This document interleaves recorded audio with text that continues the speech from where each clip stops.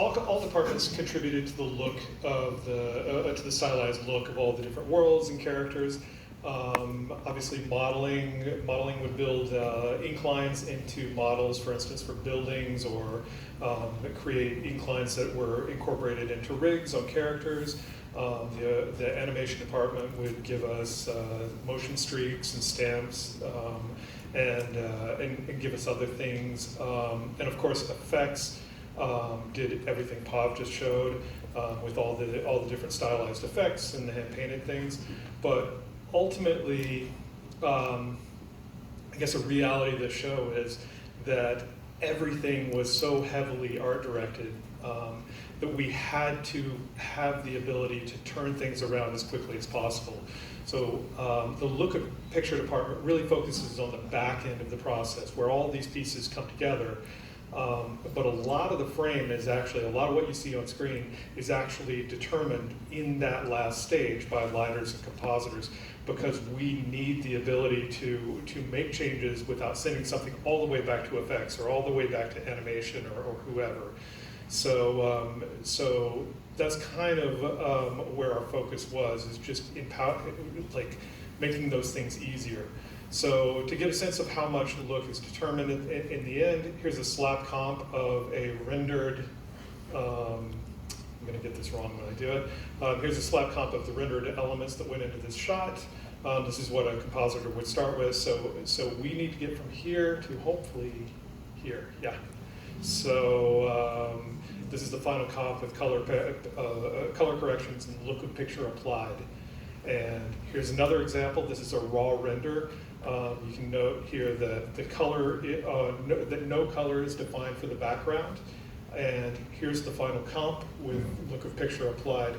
And in Mumbattan, and as well as across Gwyn's world, color was carefully scripted by the art directors. So a lot of times this would be the case where we're completely replacing the color wholesale, so that we can get the specific distributions of colors in frames, or we can sync up with the color script. Likewise, where scenes are selectively simplified, so as you go into the background here, detail is falling away, and we're applying all the printing techniques and the color offsets and screen tone patterns and misregistration.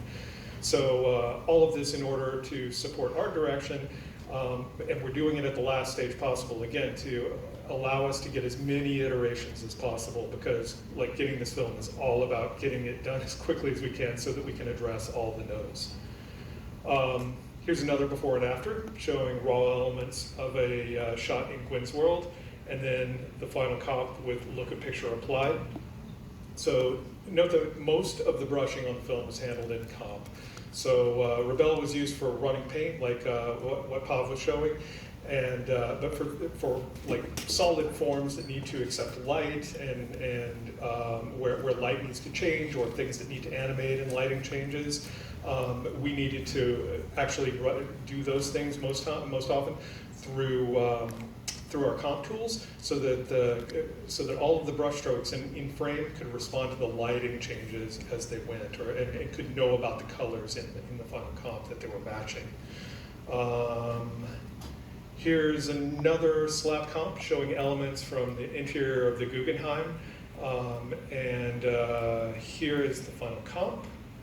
And so again, in this case, we've got thousands. Actually, in some of these shots, we had hundreds of thousands of brushes to represent a lit scene. So once again, the brushes are brush colors typically need to animate to account for the changing light and color. For instance, if the headlight turns on that bike, then different strokes need to be illuminated by light. Again, we knew we might be asked to change or modify any aspect of any one of these brushes, so we need the ability to edit those things on the fly as well, because those notes are going to come in the compositing phase. Here's another example in which everything but the brushing has been applied, and here's the final frame with brushing. So in this case, we had initially thought we were going to take all these shots through effects, and I think we did take some through effects to generate the line work.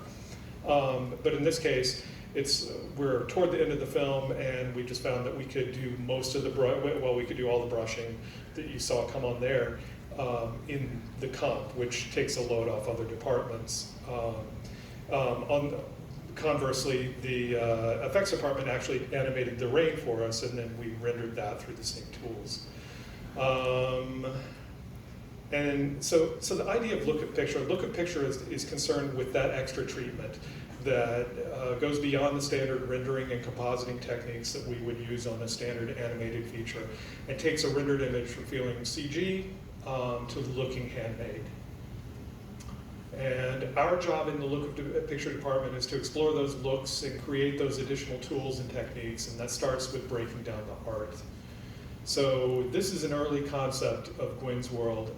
Note the way the artist is painting outside the lines to convey defocus. Obviously, illustrators aren't bound by the same rules that apply for our 3D renderers. So when we're looking at this art, we're specifically looking for all those things that the illustrator is doing that break our CG rules. In this image, this art, by the way, is inspired by a comic book artist, Jason Latour, and he used a lot of friskets, a lot of these white regions that are masked off so that they don't get paint. The friskets are used to separate positive and negative spaces. So the problem in making an image like this and making it move in 3D is, first of all, the friskets, that you have these white, big regions of white that when they start to cross each other as cameras move or objects move, say if Gwen was to swing further into frame, or if the camera was to come around such that those signs and water tanks on top of the building cross over the white of the sky, then you suddenly lose all of the cutout definition and the shapes don't make sense. So, and in addition to that, you've got this paint layer, like these vertical streaks that are running through the frame in the background. And that all looks well and good, but once the camera starts to move, we have to work out, well, where did those go? If we just lock them to frame, and things slide over them, then it's going to give you some weird sense of depth where you have this paint that's existing at some depth that doesn't make sense relative to the buildings or the street in the foreground or anything else going on.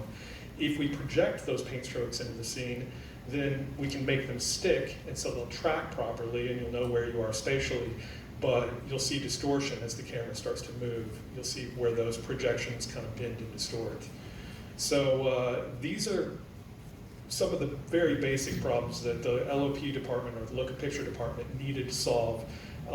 And we needed to either demonstrate what the problems were, or we needed to provide a solution for how we're going to handle them. And our concept art was filled with intentional artistic cheats like that. So this is one of another early piece of concept art, and you have all sorts of problems in this frame. And many of them are very intentional.